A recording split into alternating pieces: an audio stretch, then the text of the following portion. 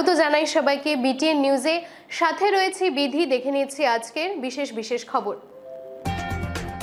দিল্লি বিস্ফোরণের তদন্তের দায়িত্ব এনআইএ কে, কাউকে রেয়াত নয়, ভুটান থেকে হুঙ্কার মোদি।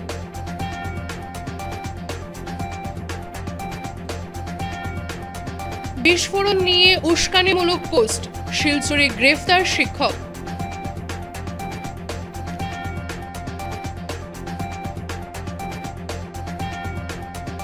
চার 4,500 আদিবাসীকে জমির পাট্টা বিতরণ মুখ্যমন্ত্রীর।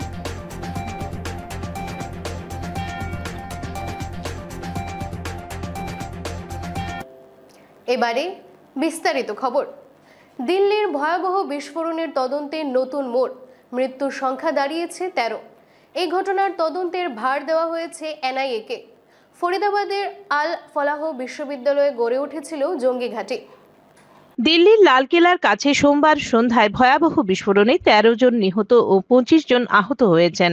ঘটনার তদন্তের দায়িত্ব নিয়েছেন এনআইএ, পাশাপাশি র ও আইবি যৌথভাবে তদন্ত শুরু করেছে। তদন্তে উঠে এসেছে ফরিদাবাদের আল ফলাহ বিশ্ববিদ্যালয়ে গড়ে উঠেছিল আন্তর্জাতিক জঙ্গি ঘাঁটি, যেখানে চিকিৎসকের আড়ালে কাজ করছিল একদল ফিদায়িন সদস্য। বিশ্ববিদ্যালয়ের সংরক্ষিত কোটায় ভর্তি হওয়া কয়েকজন মেডিকেল ছাত্রই পরে জঙ্গি সংগঠনের সঙ্গে যুক্ত হয়।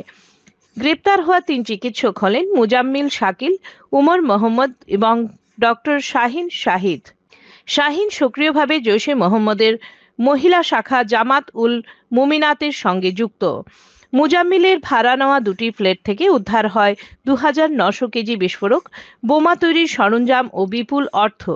শাহিনের গাড়ি থেকে উদ্ধার হয় AK-47 রাইফেল ও গোলা বারুদ। শাহিনের দায়িত্ব ছিল ভারতে জৈশের মহিলা শাখার নেটওয়ার্ক করা। এই অভিযানের খবর প্রকাশের কয়েক ঘন্টার মধ্যেই ঘটে লালকেল্লা বিস্ফোরণ। সন্দেহ করা হচ্ছে ডক্টর উমর মোহাম্মদ আত্মঘাতী হামলা চালান।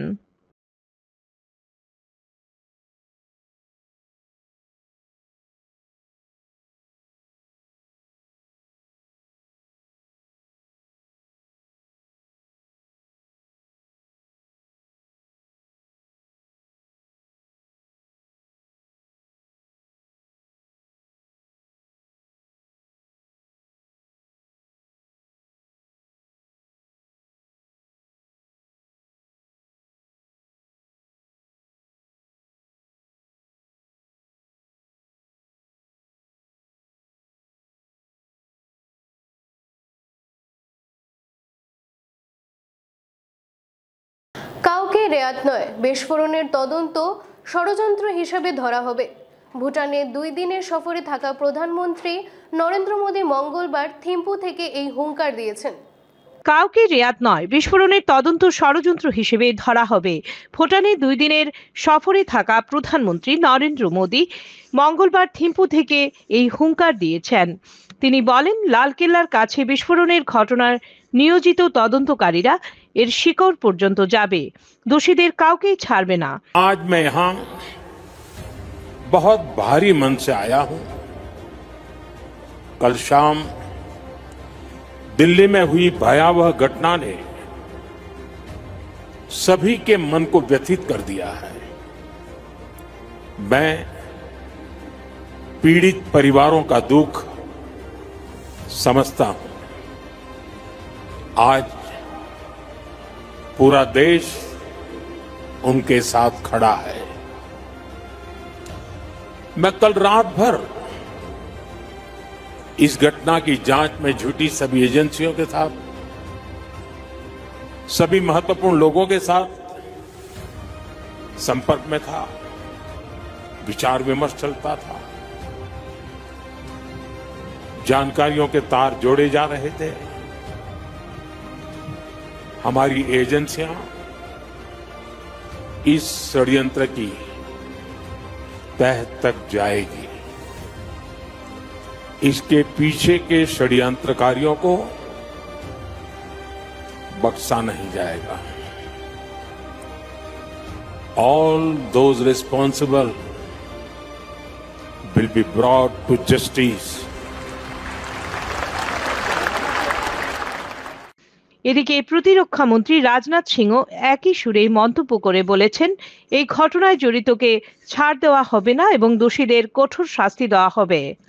First and foremost, I extend my heartfelt condolences to all those who lost their lives in the tragic incident that occurred in Delhi yesterday. I pray to God to grant strength and solace to the bereaved families in this hour of deep grief. From this platform, I wish to assure my citizens that the country's leading investigative agencies are conducting a swift and thorough inquiry into the incident. The findings of the investigation will soon be made public. I want to formally assure the nation that those responsible for this tragedy will be brought to the justice and will not be spared under any circumstances. Delhi বিস্ফোরণ কাণ্ডকে রাজনীতিকরণ করে উস্কানিমূলক post সামাজিক মাধ্যমে করার অভিযোগে গ্রেফতার শিলচর রংপুরের নজরুল ইসলাম বরভুইয়া নামে এক অবসরপ্রাপ্ত শিক্ষক। দিল্লি বিস্ফোরণ কাণ্ডকে রাজনীতিকরণ করে উস্কানিমূলক পোস্ট সামাজিক মাধ্যমে করার অভিযোগে গ্রেফতার শিলচর রংপুরে নজরুল ইসলাম বরভুইয়া নামে এক ব্যক্তি। নজরুল ইসলাম দিল্লি বিস্ফোরণ কাণ্ড নিয়ে সামাজিক মাধ্যমে মন্তব্য করেছেন, যেখানে উল্লেখ করেছেন যে নির্বাচন আসন্ন এবং জাতীয় নিরাপত্তা সম্পর্কিত বিষয়টিকে রাজনৈতিক রূপ দেওয়ার চেষ্টা করেছেন। এই পোস্টের পরিপ্রেক্ষিতে মঙ্গলবার দুপুরে রংপুর তার বাড়ি থেকে আটক করে শিলচর পুলিশ। কাছাড়ের অতিরিক্ত পুলিশ অধীক্ষক রজত কুমার পাল জানিয়েছেন, নজরুল ইসলাম বরভুইয়ার ওই মন্তব্য আইন শৃঙ্খলা পরিস্থিতি বিঘ্নিত করার পাশাপাশি সামাজিক সম্প্রীতিও নষ্ট করতে পারে। এই কারণে পুলিশের পক্ষ থেকে তার বিরুদ্ধে মামলা দায়ের করা হয়েছে। বর্তমানে তাকে জিজ্ঞাসাবাদ করা হচ্ছে এবং মন্তব্যটির পেছনে উদ্দেশ্য কী ছিল তা খতিয়ে দেখা হচ্ছে।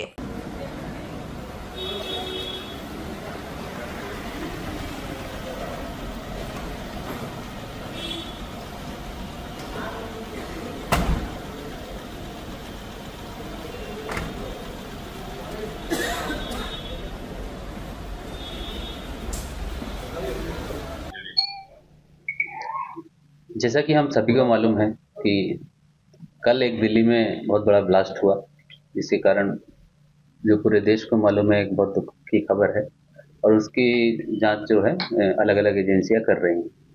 और ये जो एक न्यूज़ है पूरा नेशनल लेवल एक न्यूज़ है और इस न्यूज़ के चलते कुछ लोग जो है इस न्यूज़ का यूज़ करते हुए इस न्यूज़ को इस्तेमाल करने का कोशिश कर रहे हैं और इसको पॉलिटिसाइज करने का कोशिश कर रहे हैं, साथ साथ जिसके कारण अलग अलग कम्युनिटीज़ में डिवाइड क्रिएट हो सकता है, कोई कम्युनल इंसिडेंट होने का चांसेस बढ़ सकता है। तो इस चीज़ पे नज़र रखते हुए हमारे सोशल मीडिया सेल को एक खबर प्राप्त हुई कि किसी एक आदमी ने जो सिलचर एरिया का रहने वाला है, जिसका नाम है नजमुल इस्लाम बरभुइया, उसने अपने एक सोशल मीडिया अकाउंट से एक कमेंट किया, जिस कमेंट से ये दर्शाया गया कि उसने इस न्यूज़ को पॉलिटिकल एंगल देने का ट्राई किया और हमने उस आदमी को अभी एप्रीहेंड किया है और आगे पूछताछ जारी है कि उसने क्या सोच के ऐसा कमेंट किया या इसके पीछे कोई एक मोटिवेटेड या कोई किसी का षड्यंत्र है कि किसी कम्युनिटी को आपस में डिवाइड किया जाए या नहीं। तो उस आदमी को अभी लाया गया है और उससे पूछताछ जारी है और कुछ भी अपडेट होने से आपको बता दें। क्या कमेंट किया था सर? जो न्यूज़ है उसका एग्जैक्ट कमेंट था ब्लास्ट का न्यूज़ था, लेकिन उस पर कमेंट उसने लिखा इलेक्शन इज कमिंग अहेड। तो जिसके जरिए उसने कुछ कम्युनिटीज़ हैं जिनको ये हर्ट भी हुआ है कि इसका एक नेशनल लेवल का एक दुखद घटना हुआ, उसमें उस चीज़ को पॉलिटिसाइज करने का ट्राई किया। अब वो जो कमेंट किया गया है वो कोई मोटिवेटेड कमेंट है या उसने खुद किसी भूल से किया है, वो उस चीज़ की जांच में अभी हम लोग लगे हुए हैं। अगर कोई मॉड्यूल है या नहीं है, उसी चीज़ की जांच के लिए उसको बुलाया गया है, उसके साथ उसका मोबाइल भी मिला है और उस आदमी ने भी बोला है कि ये कमेंट उसी ने किया है, लेकिन उसके पीछे की सोच क्या है और वो किस कारण से मोटिवेटेड करके कमेंट किया गया है, उस चीज़ की जांच जारी है। उसका नाम क्या है? उसका नाम है नजरुल इस्लाम बरभुइया और ये दुर्गापुर रंगपुर आउटपोस्ट के आसपास रहने वाला है। सिलचर सदर एरिया के अंदर इसका घर पड़ता है और ये एक रिटायर्ड टीचर है। कचरा डिस्ट्रिक्ट। एज इसका अराउंड 65 ईयर्स। ছয়গাঁওয়ে প্রায় 4500 জন আদিবাসীকে জমির পাট্টা বিতরণ মুখ্যমন্ত্রী হিমন্ত বিশ্ব শর্মার। আদিবাসীদের স্বার্থ রক্ষায় দৃঢ়প্রতিজ্ঞ তার সরকার, বললেন মুখ্যমন্ত্রী। ছয়গাঁওয়ে প্রায় 4,500 জন আদিবাসীকে জমির পাট্টা বিতরণ করেন মুখ্যমন্ত্রী হিমন্ত বিশ্ব শর্মা। 1 থেকে 15ই নভেম্বর পর্যন্ত দেশব্যাপী পালিত জনজাতীয় গৌরব বর্ষ পাখোয়ারা উদযাপনের অংশ হিসেবে আসামের মুখ্যমন্ত্রী হিমন্ত বিশ্ব শর্মা মঙ্গলবার কামরূপ জেলার ছয়গাঁওয়ে 4,673টি আদিবাসী উপজাতি পরিবারকে বন অধিকার আইন 2006-এর বিধান অনুসারে জমির মালিকানা শংসাপত্র বিতরণ করেছেন। বিতরণ অনুষ্ঠানের পর সাংবাদিকদের সাথে কথা বলতে গিয়ে মুখ্যমন্ত্রী বলেন যে এই উদ্যোগ বনভূমিতে বসবাসকারী উপজাতি সম্প্রদায়ের জন্য জমির মালিকানা নিশ্চিত করার জন্য সরকারের প্রতিশ্রুতি পুনর্ব্যক্ত করেছে। দক্ষিণ কামরূপে বন অধিকার কমিটির সাথে যুক্ত প্রায় 4,500 জন উপজাতি আদিবাসীকে আজ জমির অধিকার প্রদান করা হয়েছে। 1 থেকে 15ই নভেম্বর পর্যন্ত আমরা ভগবান বিরসা মুন্ডার জন্মবার্ষিকী উদযাপন করছি এবং সেই চেতনায় আমরা উপজাতি সম্প্রদায়ের সদস্যদের জমির অধিকার প্রদান করেছি। এটি আমাদের জন্য অত্যন্ত গর্বের বিষয় এবং আমি সকল নাগরিককে আন্তরিক ধন্যবাদ এবং শুভেচ্ছা জানাই, মুখ্যমন্ত্রী শর্মা বলেন। দক্ষিণ কামৰূপৰ বিভিন্ন এফআৰচিত বাস কৰা প্ৰায় 4,500 জনজাতীয় লোকক আমি ভূমিৰ অধিকাৰ প্ৰদান কৰিব পাৰিলোঁ।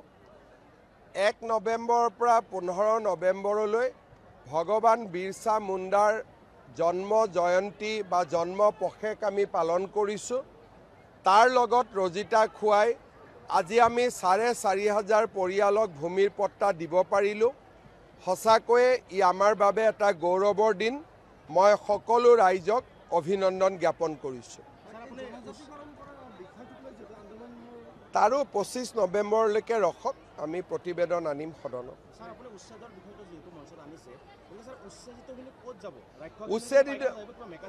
উচ্ছেদিতখিনি য'ত যায় যাওক, আৰু যেতিয়া ঘৰৰ পৰা উলিয়াই দিলোঁ তেওঁলোক ক'ত যায় তাৰ খবৰ আমি কিয় ৰাখোঁ? য'তে যায় যাওক, য'ৰ পৰা আহিছিল তাতে যাওকগৈ। আকৌ মাজে তেওঁলোকে পাইকানৰখিনি পাইকানাত যাব, তাতো কৰিম। আকৌ ৰাক্ষসখিনিত আহিব, তাতো কৰিম। আকৌ পাইকানাত যাব, তাত কৰিম। আকৌ ৰাক্ষসখিনিত আহিব, তাত কৰিম। লাহে লাহে ঘৰ বনাই ভাগৰি যাব। গভৰ্ণমেণ্টৰতো ভাগৰ নালাগে, মানুহৰে ভাগৰ লাগিব। উচ্ছেদ কেনেকৈ বন্ধ হ'ব? গতিকে গভৰ্ণমেণ্টৰ ভাগৰ বোলা বস্তু নাই। ৰাইজৰতো এটা সময়ত ভাগৰ লাগিব। গতিকে বাংলাদেশৰ পৰা আহিছিল, বাংলাদেশত গুচি যাব। ৰাস্তা খুলি দিম, যোৱা ৰাস্তাটো অপেন কৰি দিম। আহা ৰাস্তাটো বন্ধ কৰি ৰাখিম, যোৱা ৰাস্তাটো খুলি থৈ দিম।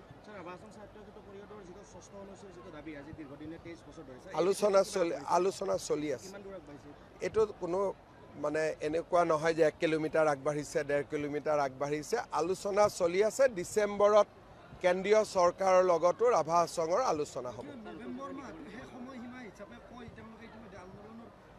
কোনে চক ৰাইজৰ দাবী আন্দোলনৰ জৰিয়তে চৰকাৰক জনাব, চৰকাৰে শুনিব আৰু চৰকাৰে আলাপ আলোচনা কৰিব। আমাৰতো কোনো মাজত কাজিয়া নাই, সমাধানৰ ৰাস্তা এটাহে লাগে। গতিকে ৰাভা ৰাইজে আন্দোলন কৰিলেও শান্তিপূৰ্ণ হ'ব। গতিকে আমাৰ তাতে কোনো আপত্তি নাই।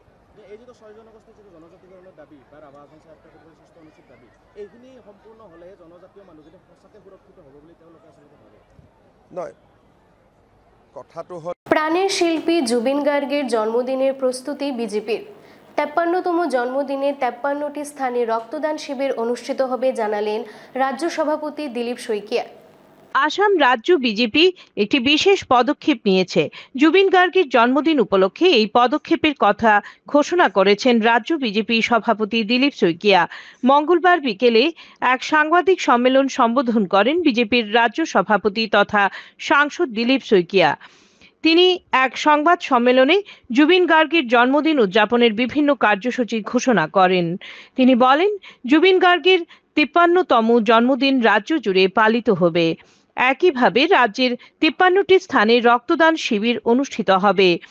রাজ্য বিজেপি 5,300 ইউনিট রক্ত সংরক্ষণের ব্যবস্থা করবে এবং রক্ত নির্ণয় শিবিরের আয়োজন করবে। উল্লেখ্য 18ই নভেম্বর জুবিন গার্গের জন্মদিন। জুবিন গার্গের জন্ম 1972 সালের 18ই নভেম্বর মেঘালয়ের তুরায় কপিল ঠাকুর এবং প্রয়াত এলিপট ঠাকুরের ঘরে। এদিকে জুবিন গার্গের মৃত্যুর বিচারের দাবিতে 8টি স্থানে সমাবেশ করা হবে এবং জুবিন গার্গের স্মৃতি অমর করে রাখার জন্য প্রতিটি নির্বাচনী এলাকায় তার মূর্তি তৈরি করা হচ্ছে বলে জানান রাজ্য বিজেপি সভাপতি দিলীপ শইকীয়া। প্ৰাণৰ শিল্পী জুবিন গাৰ্গৰ 53 সংখ্যক উপজা দিন অহা 18 নৱেম্বৰ তাৰিখে আমি ৰাজ্যজুৰি কিছু গঠনমূলক কাৰ্যসূচীৰে আয়োজন কৰাৰ সিদ্ধান্ত গ্ৰহণ কৰিছোঁ। 53 সংখ্যক উপজা দিনৰ উপলক্ষে ভাৰতীয় জনতা পাৰ্টি অসম প্ৰদেশে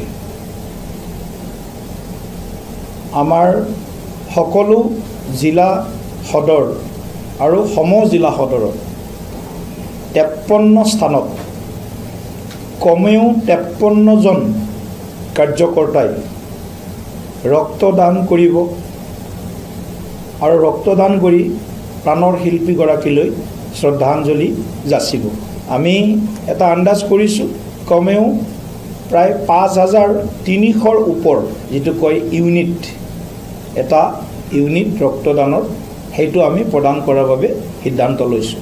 প্ৰয়াত জুবিন গাৰ্গৰ স্মৃতি যুগমীয়া কৰাৰ কাৰণে বিধানসভা সমষ্টি অনুসৰি আমাৰ য'ত য'ত বিধায়ক আছে সেইসকল বিধায়কে ইতিমধ্যে প্ৰয়াত শিল্পীগৰাকী প্ৰাণৰ শিল্পীগৰাকীৰ প্ৰতিমূৰ্তি নিৰ্মাণৰ দিশত তেওঁলোকে আগবাঢ়িছে আৰু এটা স্থায়ী প্ৰতিমূৰ্তি, সেই স্থায়ী প্ৰতিমূৰ্তি প্ৰতিষ্ঠাৰ জৰিয়তে স্থাপনৰ জৰিয়তে আমি শিল্পীগৰাকীক জনজীৱনত যাতে আমি মহাসড়কের পাশে অজ্ঞাত পরিচয় মৃতদেহ উদ্ধারের ঘটনায় চাঞ্চল্য দেখা দিল কাছাড়ের উধারবন সমষ্টির ঝাপিরবন্দের ত্রিপাইপুঞ্জি এলাকায়।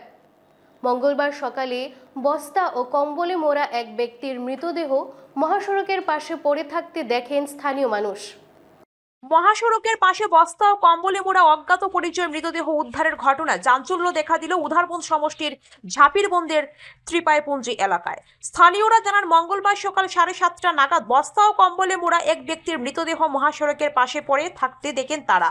বিষয়টি জানাজানি হতে ভিড় জমে যায়। পরে বিষয়টি জানানো হয় মালুগ্রাম পুলিশকে। খবর পেয়ে ঘটনাস্থলে ছুটে আসে মালুগ্রাম পুলিশ। তারা এসে স্থানীয়দের সহযোগিতায় মৃতদেহটি উদ্ধার করে নিয়ে যায়। স্থানীয়দের অভিমত, মৃত ব্যক্তি তাদের এলাকার বাসিন্দা নয়। রাতের অন্ধকারে কেউ মৃতদেহটি ফেলে রেখে যায় বলে সন্দেহ স্থানীয়দের। কি হয়েছে এখানে? এখানে আমরা যেটা শুনতে পাইছি আজকে সকাল 8টা 8:30 নাগাদ এখানে একটা বডি নালার মধ্যে পড়িয়া রয়েছে। এখন কার বডি বা কারা বডি অতটুকু তো জানি না। পরে আমরা বিজেপির মানুষরা আসিল বা ওয়ার্ড মেম্বার সদস্যরা আসিল বা গ্রামের লোকজনে জানাইছে। পরে আইছি জায়গাটা তো হাতিচূড়া ওয়ার্ড নম্বর 6 ত্রিপুরাপুঞ্জি। এখন কার বডি বা কাহারা বডি এটা তো আমরা জানি না। এখানে পাওয়া গেছে, এখন তদন্ত পুলিশে করব। মালুগ্রাম এরিয়া পরে মালুগ্রাম থানাত লইয়া যাওয়া হয়। থানাত তো না সরি, এটা পিএমও সাহেব পাঠাইব। এটা এখন পিএমএ পাঠানি হল। মালুগ্রাম সেকেন্ড অফিসারও এখানে সিংদা আছে। তখন কে পানিয়া ফেলাইছে, কোন জায়গার মানুষ অতটুকু তো আমরা বুঝিয়া পাইলাম না। দেখি না কোনো পরিচয় এখন পর্যন্ত না। এই গ্রামের তো না, আমরা গ্রামের না, আমরা গ্রামের না। এটা অন্য কোনো জায়গা থেকে বোধহয় আনিয়া ফেলানি হয়েছে বোঝা যার। কারণ বস্তা উস্তা আছে, কেউ তো মরার লাগি বস্তা লইয়া আইতো না। কেউ পেকি উকি করিয়া আনিয়া ফেলাইছে এরকম বোঝা যায়। জানি না কতটুকু এটা সত্য কিতা মিথ্যা, এটা ইনকোয়ারি পুলিশ থানায় করবো। নিজের নাবালিকা মেয়ের সঙ্গে অপকর্মের অভিযোগ এক কুলাঙ্গার পিতাকে আটক করল উধারবন পুলিশ। ধৃত ব্যক্তি উধারবন মহাদেব বাড়ির বাসিন্দা সমীরণ দাস বলে জানা গেছে। নিজের নাবালিকা মেয়ের সঙ্গে অপকর্মের অভিযোগে এক কুলাঙ্গার পিতাকে আটক করল উধারবন পুলিশ। ধৃত ব্যক্তি উধারবন মহাদেব বাড়ির বাসিন্দা সমীরণ দাস বলে জানা গেছে। মেয়ের দায়ের করা মামলার পরিপ্রেক্ষিতে সোমবার রাতে দয়াপুর ব্রিজ রোড থেকে সমীরণ দাসকে আটক করেন উধারবন পুলিশ। মঙ্গলবার সমীরণ দাসকে শিলচর আদালতে তোলা হয়। ঘটনার বিবরণে জানা যায়, চলতি বছরের 18ই জানুয়ারি নিজের জন্মদাতা পিতার বিরুদ্ধে এক গুরুতর অভিযোগ এনে রাঙ্গিরখাড়ি থানায় মামলা দায়ের করেন তাঁর ওই নাবালিকা মেয়ে। পরবর্তীতে মামলাটি উধারবন থানায় স্থানান্তরিত করা হয়।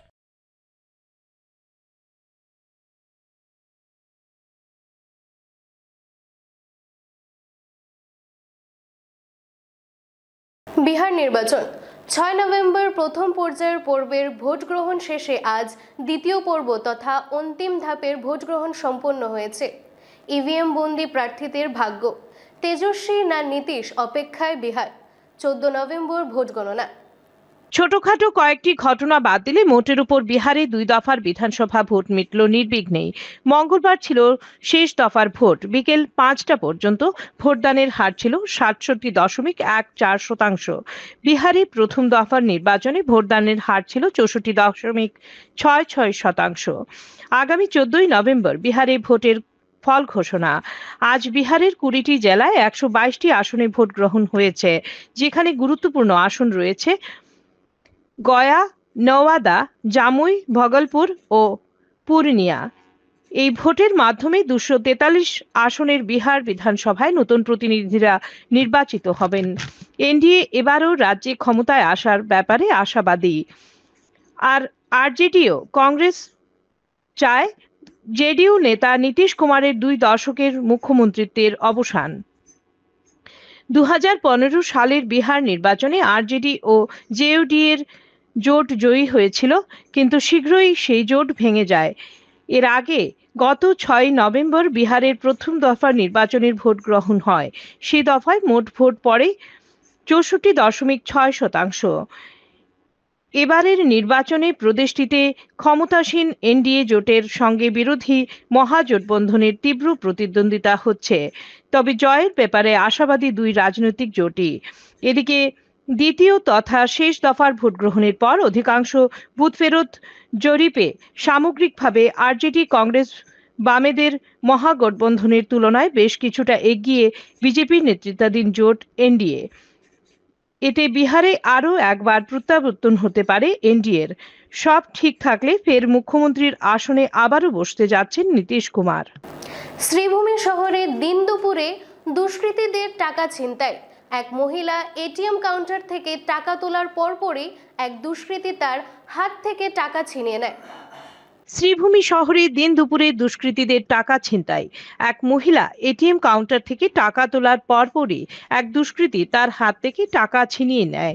ঘটনাটি ঘটেছে শ্রীভূমি শহরের উকিলপট্টি এলাকার একটি এটিএম কাউন্টারে। মনোয়ারা বেগম নামে এক মহিলা এটিএম থেকে 9,000 টাকা তুলেছিলেন। টাকা তোলার পর তিনি যখন এটিএম কার্ডটি ব্যাগে রাখছিলেন, ঠিক তখনই এক দুষ্কৃতী তার হাত থেকে নগদ টাকা ছিনিয়ে নেয়।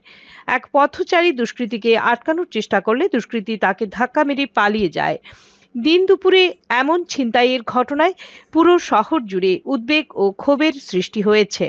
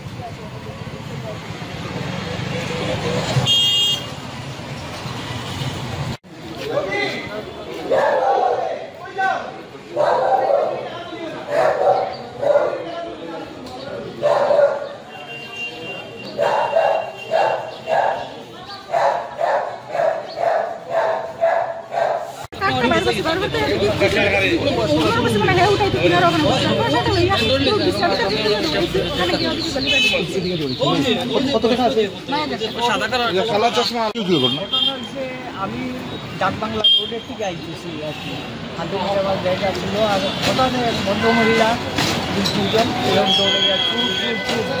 আমি দর্শনা বলে শঙ্কর লোকের বাসার সামনে আইছি। আমি তাকে বুকের মেরে ধরছি। ধরার পরে আমাদের ধাক্কা মারিয়া সামনে একটা গল্লি আছে, মসজিদের গল্লি এখানে, ওই গল্লি দিয়ে সোজা গেছে। আমিও পড়ে গেছি, অন্য মানুষও দৌড়াইয়া গেছে। এরপরে আর স্ট্রেস তো ছেলেটা ধরে ম্যাক্সিমাম 24 বছর হইল। আর খুব লড়না ধরেন দিনের বেলায় এই তো আপনার 12:25 এটিএমের ঘটনাটা হয়েছে, ভদ্রমহিলা হয়েছে। আর আপনার এখানে মহিলাও দৌড়ে গেছে, তো 34-5.5। আসাম বিশ্ববিদ্যালয়ের ছাত্র সংসদ নির্বাচনে ফলাফল ঘোষণা। জয় জয়কার অখিল ভারতীয় বিদ্যার্থী পরিষদের। অভিনন্দন জানাতে রাতেই বিশ্ববিদ্যালয়ে উপস্থিত বিধায়ক দীপায়ন চক্রবর্তী। অসম বিশ্ববিদ্যালয় ছাত্র সংসদ নির্বাচনে এবিভিপির ঐতিহাসিক জয়। এবিভিপি এবারের ছাত্র সংসদ নির্বাচনে শীর্ষ সব পদ দখল করে 6টি আসনে প্রতিদ্বন্দ্বিতা করে এবং সবকটিতেই জয়লাভ করেছে। সভাপতি পদে রাজকিঙ্কর চক্রবর্তী, সাধারণ সম্পাদক কৌশিক দাশগুপ্ত, সহ সাধারণ সম্পাদক অর্পণ চক্রবর্তী, সহ সাধারণ সম্পাদক মীমাংসা কৈরি, ম্যাগাজিন সম্পাদক পদে অরূপ দাস, ক্রীড়া সম্পাদক পদে সমরকান্ত জয়ী হয়েছেন। এবিভিপির এই জয়কে বিশ্ববিদ্যালয়ের ইতিহাসে এক নতুন অধ্যায় হিসেবে দেখা হচ্ছে। ফলাফল প্রকাশের পর বিশ্ববিদ্যালয়ে পৌঁছেন শিলচরের বিধায়ক দীপায়ন চক্রবর্তী। বিজয়ীদের উষ্ণ অভিনন্দন জানান তিনি। বরখলা প্রথম খণ্ডে অগ্নিকাণ্ডে পুড়ে ছাই একটি বাসগৃহ, আহত ব্যক্তির নাম পার্থ মালাকার। ঘটনাটি ঘটেছে সোমবার রাতে। বরখলার প্রথম খণ্ডে অগ্নিকাণ্ডে পুড়ে ছাই একটি বাসগৃহ, আহত ব্যক্তির নাম পার্থ মালাকার। ঘটনাটি ঘটেছে সোমবার রাতে। দমকল বাহিনী ও পুলিশের ভূমিকা নিয়ে ক্ষোভে ফেটে পড়েন জনতা। সোমবার রাত 10টা নাগাদ বরখলার প্রথম খণ্ডের পার্থ মালাকারের বাড়িতে রান্নার গ্যাস সিলিন্ডার থেকে সংঘটিত হয় এই অগ্নিকাণ্ডের ঘটনা। আগুন থেকে ছুটে আসেন এলাকার মানুষ। আগুন নেভাতে প্রচেষ্টা চালান উপস্থিত জনতা। মুহূর্তে আগুনের লেলিহান শিখায় গ্রাস করে নেয় গোটা বাসগৃহ। অভিযোগ উঠে ঘটনাস্থল থেকে সামান্য দূরে অগ্নি নির্বাপক কেন্দ্রের পাশাপাশি বরখলা থানা, কিন্তু সময় মতো দমকল বাহিনী পৌঁছায়নি, যার ফলে আগুনের বাসগৃহটি জলে পুড়ে ছারখার হয়ে যায়। দমকল বাহিনী পৌঁছাতে দেরি হওয়াতে উত্তেজিত হয়ে ওঠেন জনতা। দমকল বাহিনীর ভূমিকা নিয়ে তোপ দাগেন জনতা। তারা ফিরিয়ে দেন দমকল বাহিনীর গাড়ি।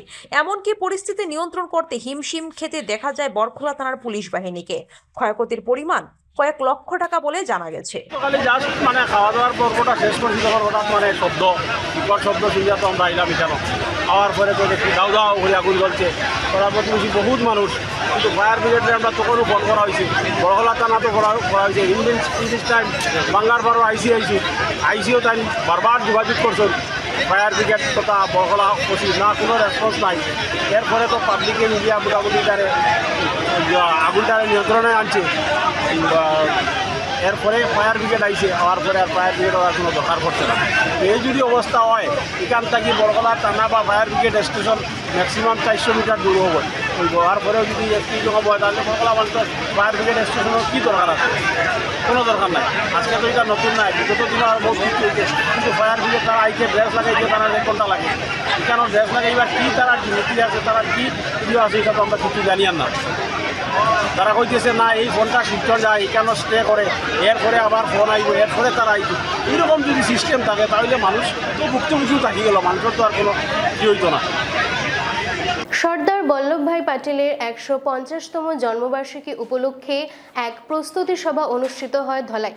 13 নভেম্বর বৃহস্পতিবার পদযাত্রার বিভিন্ন দিক নিয়ে আলোচনা করেন প্রতিনিধিরা।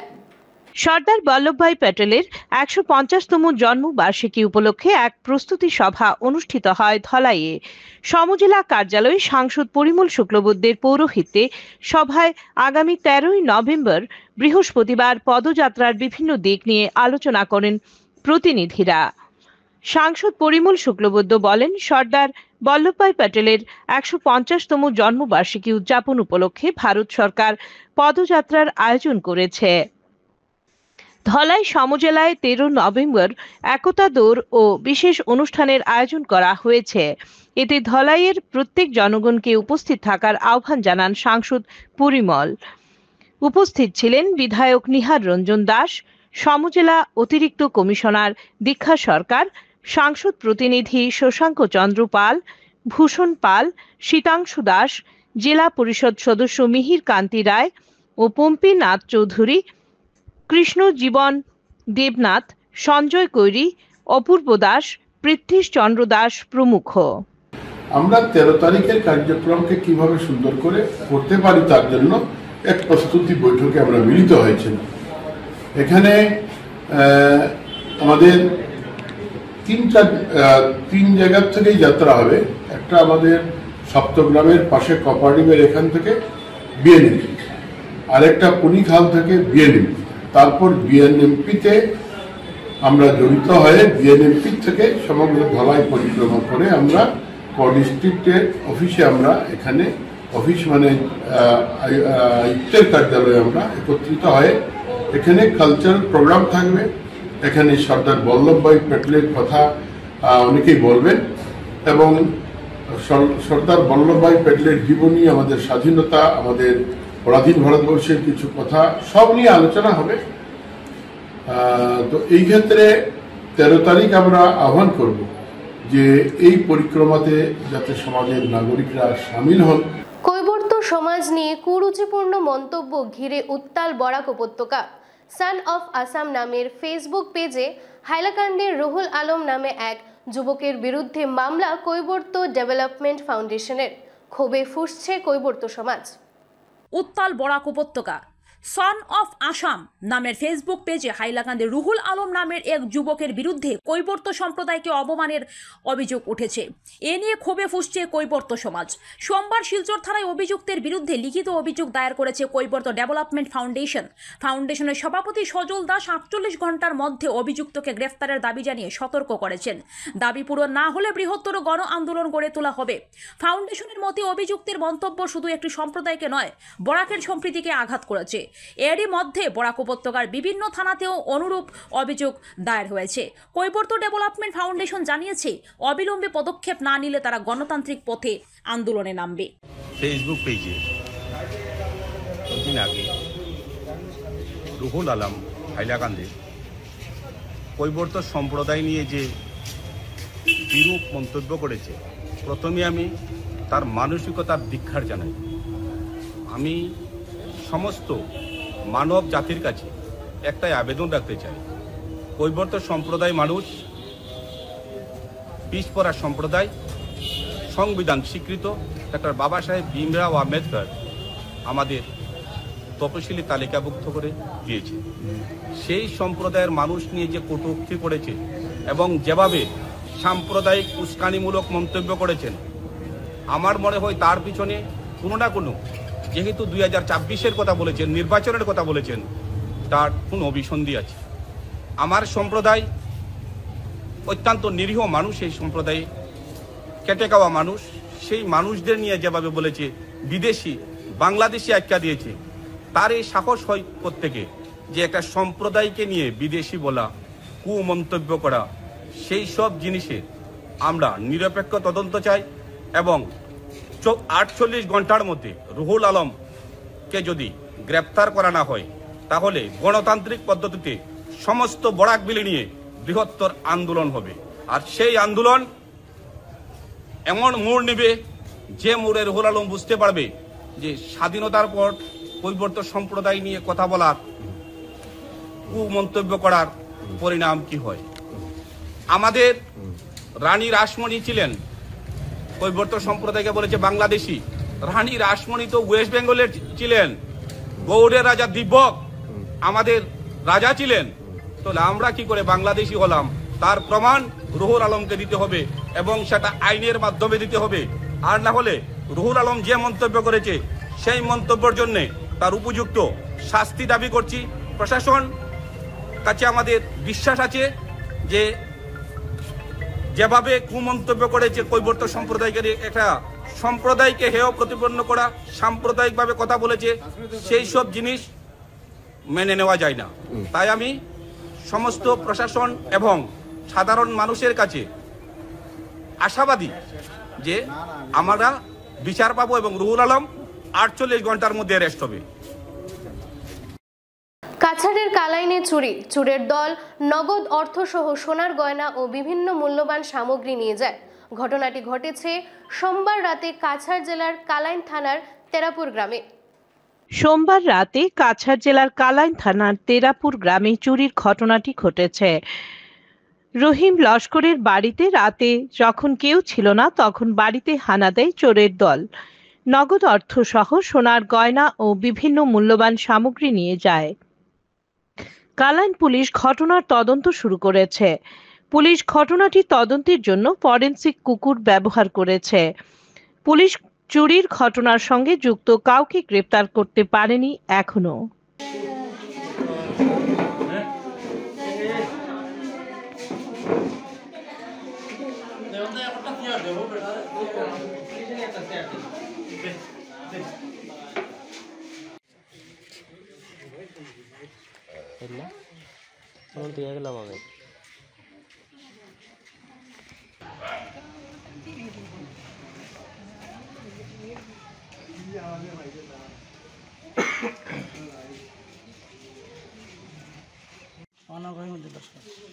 কি হয়েছিল কালকে রাত্রে? রাত্রে তো আমার ঘর তালা ভাঙ্গিয়া ঘর সব লিয়ে গেছে। মানে কিতা কিতা নিস? আমার ঘর কিচ্ছু রাখছে না, সিলিন্ডার নিচ্ছে, ইনভার্টার নিচ্ছে, আমার বাক্স আলমারি সব ভাঙ্গিয়া যত আসতো সোনা গয়না টাকা আসলো না, সোনা গয়না আসলো, টাকা সোনা গয়না আসলো, অল্প সামান্য পয়সা আসলো, খুব সামান্য পয়সা। অনুমানিক কত টাকা রইব? সোনা গয়না তো সোনা গয়না 2.5-3 লক্ষ টাকা সোনা। আর এমনি ডকুমেন্ট ডকুমেন্ট তো রেকর্ড নিচ্ছে, জমিনের রেকর্ড, তারপরে ব্যাংকের রেকর্ড, পাসপোর্ট। এখন আপনার প্রশাসনের কাছে আমি তো সুষ্ঠু বিচার চাই, তারা তদন্ত করিয়া আসামিকে ধরো। শ্রীভূমি শহরে বাজারিছড়া থানার অন্তর্গত কটামনের কটনপুরে মঙ্গলবার সকালে এক ব্যক্তির মৃতদেহ উদ্ধারকে ঘিরে এলাকা জুড়ে চাঞ্চল্য ছড়িয়ে পড়েছে। মৃত ব্যক্তির নাম আব্বাস উদ্দিন। শ্রীভূমি জেলার লঙ্গাই নদীর পাড়ে এক ব্যক্তির লাশ উদ্ধার, এলাকায় চাঞ্চল্য। শ্রীভূমি শহরের বাজারিছড়া থানার অন্তর্গত কটামনি কটনপুরে মঙ্গলবার সকালে এক ব্যক্তির মৃতদেহ উদ্ধারকে ঘিরে এলাকা জুড়ে চাঞ্চল্য ছড়িয়ে পড়েছে। মৃত ব্যক্তির নাম আব্বাস উদ্দিন।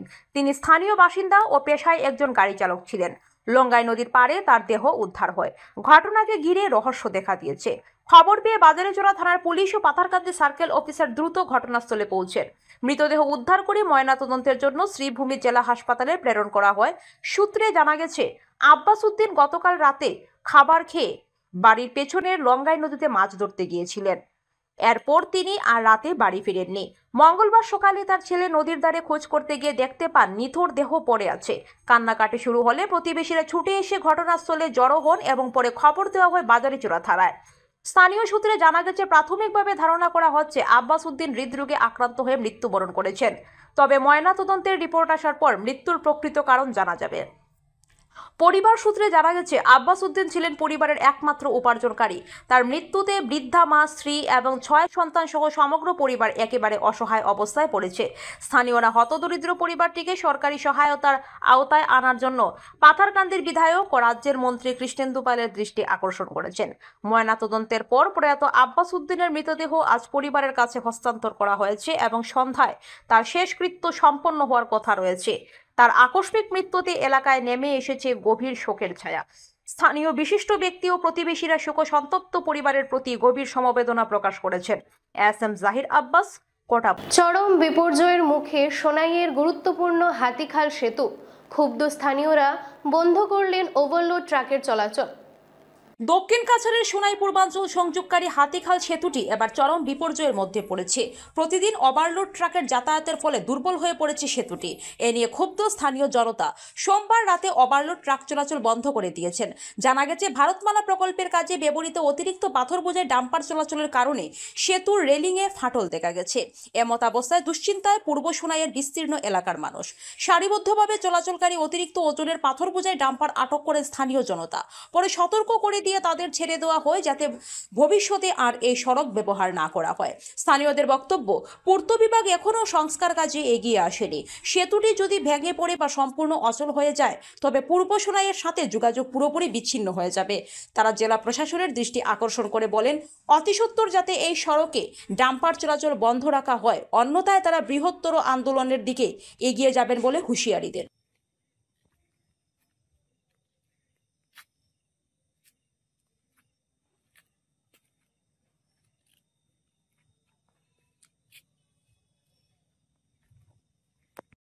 এই হাতিখাল বাজার অঞ্চলে হাতিখাল সেতুতে উপস্থিত বর্তমান আমরা বিগত দিন থেকে দেখে আসছি যে হাতিখাল সেতু দিয়া অনেক ভারী যানবাহন চলাচল করছে, যার ওভারলোড 30 থেকে 35 টন 40 টন অবধি পাথরের গাড়ি চলছে।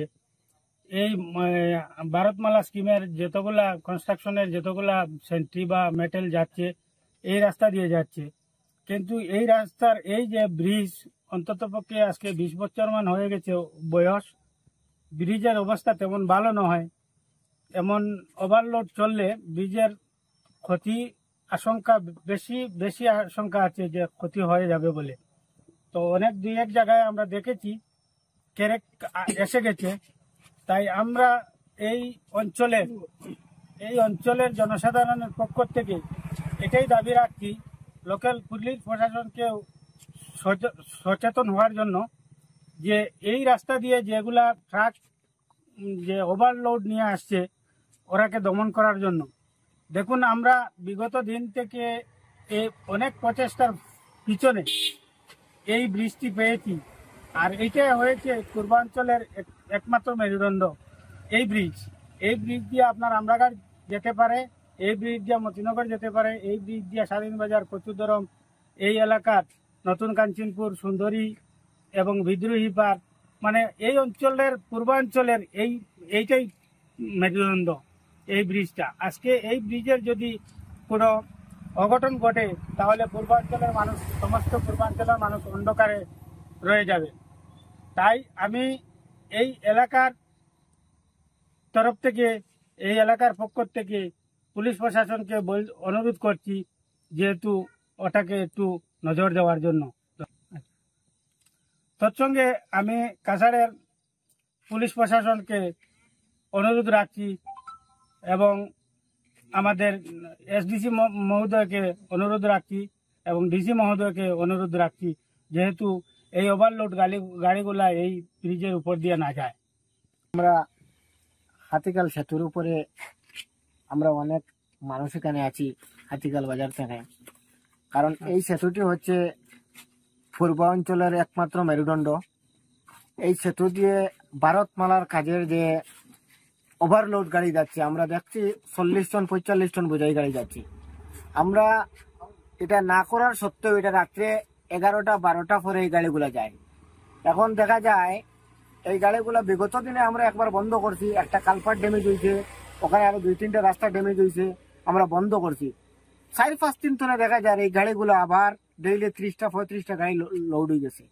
লোড হইয়া গাড়িটা যার মানে ওভারলোড হইয়া, যে গাড়িটা লোড হইলো 40 টন 45 টন এরকম লোড হইয়া যায়, আমরা না করা সত্ত্বেও যায়। বিগত দিনে আমরা দেখছি খলিছড়া যেটা ব্রিজ বাগার, হারেঙ্গা সেতু, এইগুলা ব্রিজ, আরো 2-1টা ব্রিজ আছে, এইগুলা ব্রিজ একদম কন্টেম হয়ে গেছে এই ওভারলোড যাওয়ার কারণে। আমরা পুলিশ প্রশাসন, ডিসি মহোদয়, এসপি মহোদয়ের কাছে এটা অনুরোধ রাখছি যে আমরা এই ব্রিজে যেন ওভারলোড গাড়িটা না যায়, এটা বন্ধ করার লাগে, না হইলে আমরা পাবলিকেরও বৃহত্তর ভাবে আন্দোলন করবো, যেহেতু আমরা পূর্ব অঞ্চলের একমাত্র মেরুদণ্ড এই রাস্তা। এটাও কইলাম। অসম সরকারের উদ্যোগে মুখ্যমন্ত্রী হিমন্ত বিশ্ব শর্মার নেতৃত্বে সমগ্র রাজ্যে পালন করা হয় অন্ন সেবা দিবস। রামকৃষ্ণনগর শহরে ও বিশেষ কর্মসূচির আয়োজন করা হয়। অসম সরকারের উদ্যোগে মুখ্যমন্ত্রী হিমন্ত বিশ্ব শর্মার নেতৃত্বে সমগ্র রাজ্যে পালন করা হয় অন্ন সেবা দিবস। রামকৃষ্ণনগর শহরের সবিতা পালের ন্যায্য মূল্যের দোকানে বিশেষ কর্মসূচির আয়োজন করা হয়। এতে আমন্ত্রিত অতিথি হিসেবে উপস্থিত ছিলেন রামকৃষ্ণনগর পৌরসভার 3 নম্বর ওয়ার্ডের ওয়ার্ড কমিশনার মনিকা বৈদ্য।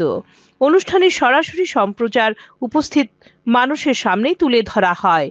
গ্রাহকদের হাতে মসুর ডাল, চিনি ও লবণের প্যাকেট তুলে দেন আমন্ত্রিত অতিথিরা। তারা বলেন, অন্ন সেবা দিবসের মাধ্যমে মুখ্যমন্ত্রী হিমন্ত বিশ্ব শর্মার নেতৃত্বে রাজ্য সরকার প্রতিজন নাগরিকের খাদ্য সুরক্ষা নিশ্চিত করতে বদ্ধপরিকর। দামের মধ্যে আমরা রেশন কার্ডে ন্যায় মূল্যের জিনিসগুলো পাচ্ছি। সরকারের আমরা ধন্যবাদ জানাই। আজকে এই বিজেপি সরকারের উদ্যোগে আজকে অভিলাষী এই আসনটি বাস্তবায়িত হতে যাচ্ছে। এই অভিলাষী প্রকল্পটি বাস্তবায়নের ফলে আজকে দেশের কোটি কোটি মানুষ উপকৃত হতে যাচ্ছে। আর এই যার ফলে গরিব লোকেরা স্বল্প মূল্যে, সুলভ মূল্যে চিনি, ডাল, লবণ পেয়ে অনেক উপকৃত হবে। আমিও বিশেষ উপকৃত হব। বিশেষ করে এই যে মূল্য যে রাখা হয়েছে, নির্ধারিত মূল্য, কি বলবেন সেই মূল্য সম্পর্কে একটু বিস্তারিত বলবেন? মূল্যটা ঠিকই আছে, 2 মাসের জন্য রাখা হয়েছে। তারপর জানুয়ারি থেকে 2026 জানুয়ারি থেকে এই মূল্যটা কমিয়ে 117 থেকে 100 টাকায় আনা হবে। বর্তমানে আজকের দিনে কি কি পাওয়া যাবে? আজকের দিনে মসুরি ডাল 69 টাকায় পাওয়া যাবে, চিনি 38 টাকায় পাওয়া যাবে, লবণ 10 টাকায় পাওয়া যাবে আজকে থেকে। নমস্কার, আমি প্রথমে ধন্যবাদ জানাই আমার আসামের মুখ্যমন্ত্রী ডক্টর হেমন্ত বিশ্ব শর্মা মহাশয়কে। এই যে আজকে যে সমস্ত রাজ্য জুড়ে এই যে চাল ডাল লবণ দিয়ে যে গরিব মানুষের আর্থিক সাহায্য, অনেক ধরনের আর্থিক সাহায্য করছেন উনি, ওনাকে আমরা সমর্থন করি এবং ধন্যবাদ জানাই ওনাকে। আমরা গরিব মানুষের অনেক উপকার হয়েছে। এই যে উন্নয়নের জোয়ার বইতেছে, এটাই একটি আজকের দিনের এই যে প্রয়াস, যেটা এটা একটা নমুনা আমাদের ডক্টর হেমন্ত বিশ্ব শর্মা মহাশয়। আর এইগুলো সম্ভব হয়েছে একমাত্র আমাদের ডক্টর হেমন্ত বিশ্ব শর্মা মহাশয়ের নেতৃত্বে এবং বিজেপি সরকারের নেতৃত্বে। দেখে নিচ্ছি আজকের বিশেষ বিশেষ খবর আরো একবার। দিল্লি বিস্ফোরণের তদন্তের দায়িত্ব এনআইএ-কে, কাউকে রেয়াত নয়, ভুটান থেকে হুঙ্কার মোদি।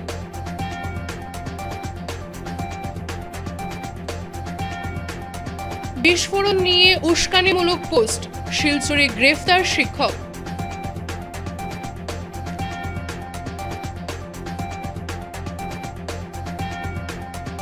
চার 4,500 আদিবাসীকে জমির পাট্টা বিতরণ মুখ্যমন্ত্রীর।